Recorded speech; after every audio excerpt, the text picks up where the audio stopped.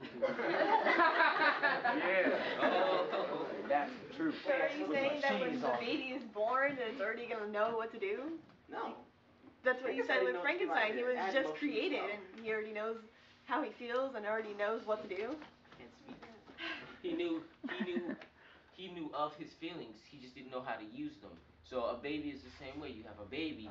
He knows has the feelings, but the baby doesn't know how to use them yet. But the baby has times to develop them. Frankenstein didn't, which is why he came out the way he was. Honestly, because he didn't have time to develop because his dad didn't give him time.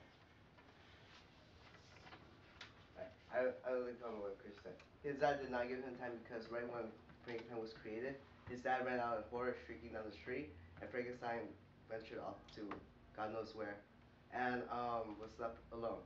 And because he was he was a new, like as you say, he was a newborn with a clean mind. He knows nothing, and he's independent. So, and he had like no love from either side. His father abandoned him, as he found out in the end. I mean, later on. And when he was hiding in the shed and listening to the people conversation, he kind of felt attached to them in the novel. And but when he approached them and when he felt that he could be loved and he was rejected, that was probably the final step, and that just kind of transformed his whole experience. I have a question for the other side, which is that I really haven't heard a complete rebuttal for Keanu's argument. Because just to restate it, now Keanu is saying, and correct me, Keanu, if I'm wrong, but you're saying that basically that the monster and Frankenstein did have a small, somewhat relationship because they were together while Frankenstein was creating the monster.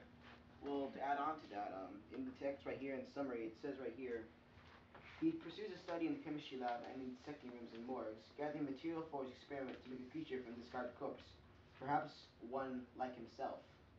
He apparently thinks himself as some of the monster as well. So I'm waiting for a stronger rebuttal from the other side regarding this point, because I'm not hearing it fully addressed. Well, okay. Well, in response to Keanu, that relationship. Okay, Frankenstein. He was making him. He was the Frankenstein monster was not conscious, so he couldn't feel that bond. It's just like with a baby, like when it's forming in the stomach or not stomach, when it's forming inside the mother, it can't feel that bond. Only the mother can feel that bond because she has those conscious feelings. The baby doesn't, so it wouldn't know. Is that not what Dr. Frankenstein would have felt as he was creating it? After Frankenstein monster was created, only then was when he was frightened, which is sometimes the case with problem dumpster babies. They have the babies. Alright, they love their baby and then they just let them go. So they were just afraid. Okay, so we're gonna go to Kathy because she's been wanting to say Okay. something for a while. In regards to what Keanu said about like the whole thing about baby and tummy and the little relationship, but just realize that Frankenstein, while he was making the monster, to him it was just an experiment. It wasn't like he was carrying a baby or making a baby. It was just an experiment. So there's no real connection. There's no real love to it. There's no emotions towards it. And you could see after that he was starting to regret making the monster. So there's no real relationship to that. Okay, so let's just go to, because there's a couple people who haven't spoken at all that wanted to talk on this side. So we'll kind of break for a minute. Okay. So let me go to Bree and then Ati. Well, when you got to think about what the doctor, right? What the doctor is doing, he was doing a project. So when you do a regular project, you're saying you're putting emotion and time, and love into the project, and that when you're done making it, there's going to be some kind of relationship there. Is that what you're saying, Keanu? Yeah. So Well, it says right here in the text right here. Well, I can't speak anymore though. Let's say you spend 3 years building a boat. that you really wanted a boat, but you could never afford one. So you spend 3 years building this boat, and it's finally ready for its maiden voyage. You're going to tell me that while you're sailing out in your boat, it for some reason hits an iceberg and sinks. You're not gonna miss your boat that you just built, spending 3 years. You're not gonna miss that connection you had building it. You're not gonna have love for that boat in some way. No, because the boat's not responding to anything that I'm doing, so how could I feel emotion towards it if it's not doing anything for me? Okay, so just on this side, so Brandon and Keanu have to wait for 3 people to go. So only other people responding on this side. Okay, so it goes to this side because Bree just made a comment. So Joe, you haven't talked at all. If you work for a certain thing that you really want and you have a strong desire for it, you could develop strong feelings for it. That want is enough for much to happen.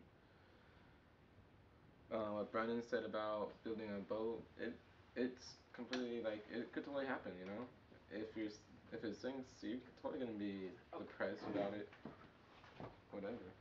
Okay, so are you saying that after he's been building this boat for 3 years and the boat sinks and crashes, are you saying that he was victimized by that? Or no. like I just want to know like what are you getting by this? Like where's your point by going through this? Someone else has to address it. So it's been 2 Someone else people. has to So address it. Carl, so you're gonna tell me it's been 2 people. It's been 2 people.